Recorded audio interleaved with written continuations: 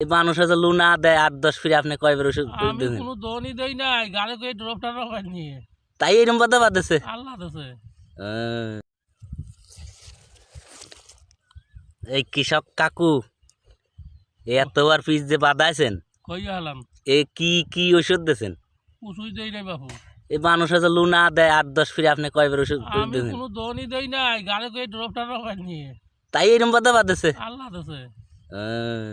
না মানুষ লুনা দেয় ভালো বাদানের জন্য, এটা লুনা মুনা আমি ওষুধই দিবের পাইনি, তাই এরকম কথা বাদেছে।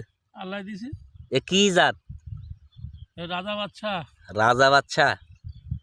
এ এ দানাকে আপনি বিক্রি করেন? এটাই তো বিক্রি করি।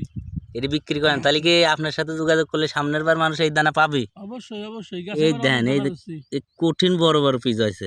গ্যাসে বার অনেক দানা বেচছি। গেছে বার বেচছেন, হ্যাঁ সামনের বারও বিক্রি করবেন? হ্যাঁ, যেই নেছে সেই চাইছে।